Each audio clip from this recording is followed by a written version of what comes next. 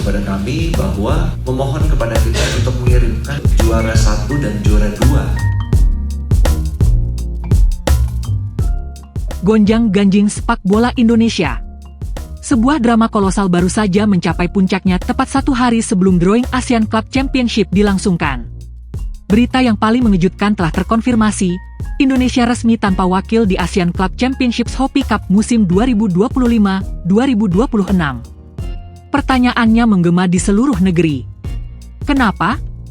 Kenapa Persib Bandung, sang juara Liga 1 yang gagah perkasa, dan Dewa United, sang runner-up yang tampil fenomenal, justru dilarang berangkat oleh PSSI dan PT LIB?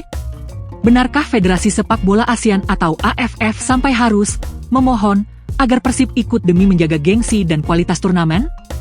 Dan yang paling menyakitkan, bagaimana nasib Malut United dan Persebaya Surabaya? Dua tim yang harapannya direnggut begitu saja dan menjadi korban dalam pertarungan kepentingan ini? Dalam 25 menit ke depan, kita tidak akan hanya melaporkan berita. Kita akan melakukan investigasi, kita akan bedah kronologinya. Kita akan bongkar regulasinya. Dan kita akan tunjukkan data di balik alasan jadwal tidak masuk akal yang menjadi tameng utama PT LIB. Siapkan diri kalian, karena ini lebih rumit dari yang kalian bayangkan. Mari kita mulai. Untuk memahami mengapa kekacauan ini terjadi, kita harus kembali ke garis finish Liga 1 musim 2024-2025. Sebuah musim yang panjang dan melelahkan, yang pada akhirnya menobatkan 4 tim terbaik di negeri ini. Di puncak, dengan 69 poin, Persib Bandung berdiri sebagai juara. Di bawah mereka, Dewa United mengunci posisi runner-up dengan 61 poin. Ini adalah pencapaian luar biasa bagi kedua klub. Dan tentu saja, tiket emas ke kompetisi level Asia, AFC Champions League, sudah di tangan mereka. Ingat poin ini, Persib dan Dewa ke AFC. Lalu, di peringkat 3 dan 4, ada 2 kekuatan lain. Malut United, tim promosi yang menjadi kuda hitam paling berbahaya, finish di peringkat 3 dengan 57 poin. Di belakangnya, Persebaya Surabaya, raksasa Jawa Timur, mengamankan peringkat 4 dengan 56 poin. Sejak awal, PSSI dan LIB sudah punya peta jalan yang jelas. Sebuah pembagian tugas yang logis. Persib dan Dewa akan bertarung di level tertinggi Asia, AFC. Sementara Malut United dan Persebaya akan menjadi duta Indonesia di panggung regional. Di turnamen antar klub ASEAN yang kini hadir dengan wajah baru, ASEAN Club Championships Hopi Cup. Regulasi AFF mensyaratkan bahwa wakil negara peserta haruslah juara liga atau runner-up, bukan peringkat 3, bukan peringkat 4, permintaan AFF jelas. Indonesia, kirimkan Persib Bandung dan Dewa United. Disinilah bom waktu itu meledak. Di satu sisi, ada AFF dengan regulasinya yang kaku, yang bisa kita pahami sebagai upaya untuk membuat turnamen mereka bergengsi setara dengan kompetisi antar klub di benua lain. Mereka butuh brand besar seperti Persib, mereka butuh tim terkuat untuk menarik penonton dan sponsor. Di sisi lain, ada PSSI dan PT LIB yang sudah punya rencana domestik mereka sendiri. Sebuah rencana yang dibuat bukan tanpa alasan itu bernama logistik neraka. Pada tanggal 3 Juli 2025, Direktur Utama PT LIB, Ferry Paulus, menggelar konferensi pers dan memberikan pernyataan yang mengakhiri semua spekulasi. Intinya satu, PT LIB, atas nama PSSI, menolak mengirimkan Persib dan Dewa United ke ASEAN Club Championship. Ferry Paulus tidak sedang mengada-ada, mari kita bedah bersama apa yang dia maksud dengan jadwal tidak masuk akal. Mari kita visualisasikan potensi jadwal neraka bagi, katakanlah, Persib Bandung. Bayangkan ini, sebagai juara Liga 1, Persib harus bermain di 3 fronta. Liga 1 2025-2026, kompetisi domestik yang panjang dan menguras tenaga dengan perjalanan dari Sabang sampai Merauke.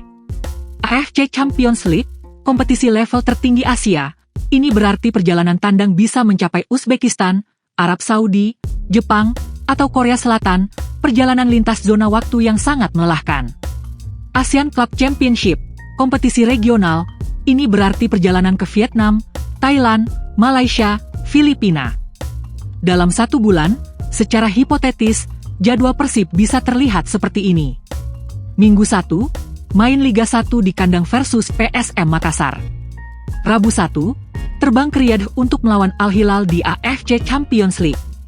Minggu 2, pulang ke Indonesia, langsung terbang ke Madura untuk melawan Madura United di Liga 1. Rabu 2, terbang ke Manila untuk melawan Kaya Ilolo FC di ASEAN Club Championship. Anda lihat masalahnya? Ini bukan lagi tentang sepak bola, ini tentang ketahanan fisik dan mental pemain, risiko cedera meroket, kualitas permainan di semua kompetisi akan anjlok, dan pada akhirnya, yang dirugikan adalah klub itu sendiri dan tim nasional Indonesia yang mengandalkan pemain-pemain ini. LIB berargumen, mereka sedang melindungi aset utama sepak bola Indonesia. Keputusan LIB mungkin logis dari sudut pandang manajerial, tapi setiap keputusan besar selalu punya korban, dan korbannya kali ini adalah Malut United dan Persebaya Surabaya. Bayangkan perasaan para pemain, staf, dan jutaan supporter kedua tim ini. Malut United, sebuah tim yang baru lahir kembali, bermarkas di Maluku Utara, membangun mimpi dari nol, dan langsung meroket ke peringkat 3. Kesempatan emas mereka untuk mencicipi panggung internasional, untuk membawa nama Maluku ke seluruh ASEAN, hilang dalam sekejap. Bukan karena mereka tidak layak, tapi karena pertarungan regulasi di level atas. Persebaya, dengan basis supporter bonek yang luar biasa, juga harus menelan pil pahit. Harapan untuk melihat tim kebanggaan mereka kembali berlaga di level regional sirna. Mereka dipersiapkan, mereka menunggu, dan akhirnya mereka ditinggalkan. Lebih jauh lagi, apa dampaknya bagi citra Indonesia? Saat drawing ASEAN Club Championship digelar hari ini, 4 Juli 2025, nama Indonesia akan absen, Thailand mengirim 2 wakil, Malaysia 2 wakil, Vietnam 2 wakil, kita? 0-0, sebuah kursi kosong yang menyiratkan sebuah kegagalan dalam berdiplomasi dan mengatur strategi. Jadi, kita kembali ke pertanyaan awal, siapa yang salah? Apakah AFF, yang terlalu kaku dengan regulasinya dan tidak mau menerima tim peringkat 3-4 dari Indonesia, padahal partisipasi Indonesia sangat penting untuk kesuksesan turnamen?